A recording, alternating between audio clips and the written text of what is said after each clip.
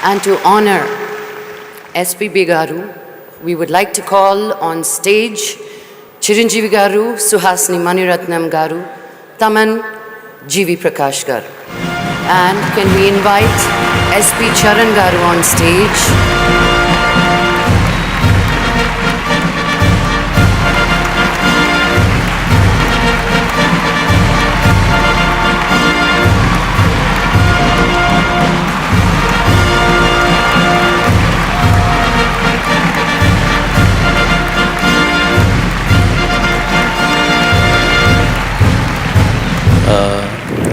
First and foremost, I would like to thank Saima for this honor. It's my privilege to accept this award on behalf of my father and my family. Secondly, I would like to thank each and every one of you here who prayed for him to come back to us.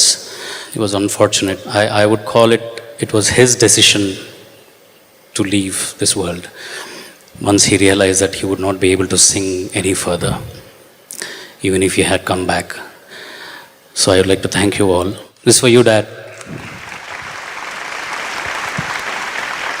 நம்ம இப்படிலாம் எமோஷ்னலாக இருக்கிறத அவர் விரும்பவே மாட்டார். எவ்வளோ jolly, எவ்வளோ சந்தோஷமாக இருக்கிறவர். எத்தனை சந்தர்ப்பத்தில் நான் அவரோட வந்து கொலாபரேட் பண்ணியிருக்கேன். இந்த சைமாலேயே சொன்னார், ஃபர்ஸ்ட் டைம் ஒரு மூவி கேமரா அவரை பாட்டு பாடுறத ஷூட் பண்ணதுப்போ நான் தான் வந்து சினிமாட்டோகிராஃபராக இருந்தேன். 1979 அந்திமழை பொழிகிறது அந்த சாங். அது வந்து ஃபர்ஸ்ட்டு. அதுக்கப்புறம் ஃபர்ஸ்ட் டைம் அவர் தமிழில் ஆக்ட் பண்ணது மனதில் உறுதி வேண்டும் அப்படிங்கிற ஃபிலிமில் டாக்டராக அவர் வந்தார், நர்ஸாக வந்தேன். எத்தனையோ ரோல்ஸ். கமலோட பாட்டுக்களை அவர் பாடியிருக்காரு. 2 பேரும் ஸ்டேஜில் ஏறி பாடியிருக்காங்க. அதுக்கப்புறம் மணியோட நிறையா படங்கள். என்னுடைய ஹீரோஸ் எல்லாரும் என்னை ரொமான்ஸ் பண்ணது அவரோட வாய்ஸில் தான். ரொம்ப மிஸ் பண்ணுறோம் அவரை. இருந்தாலும் அவருடைய குரல், அவருடைய அன்பு, இந்த குடும்பத்துடைய அன்பு எங்கள் எல்லாருக்கும் இருக்கும். தேங்க்யூ. Radhika ma'am, உங்களை ஒரு வாட்டி மேலே வந்து I would like for you to say a few words.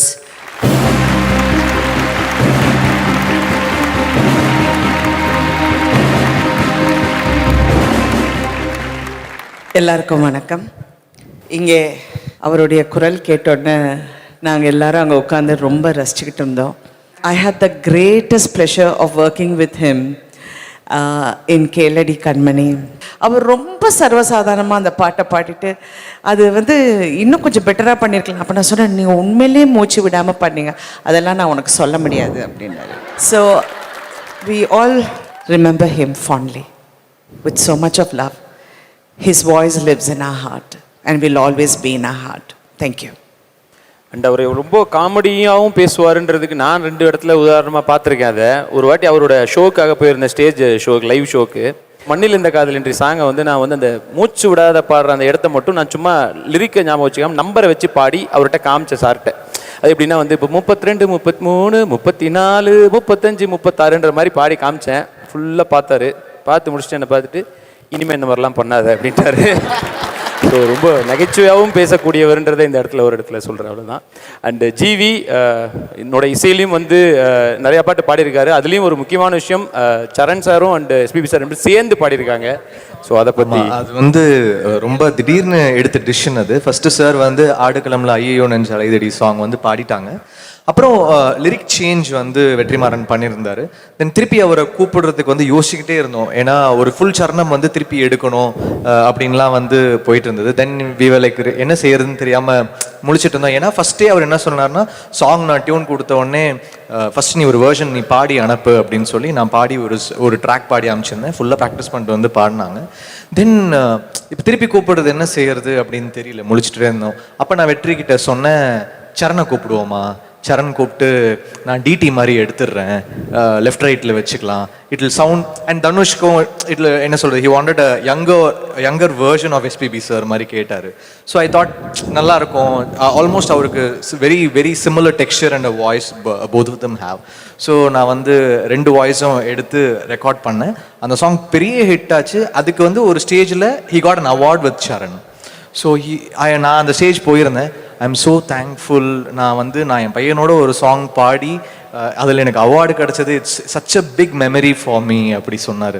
So I was like என்ன சொல்கிறது, it was like a huge memory for me to make both of you sing in one song together.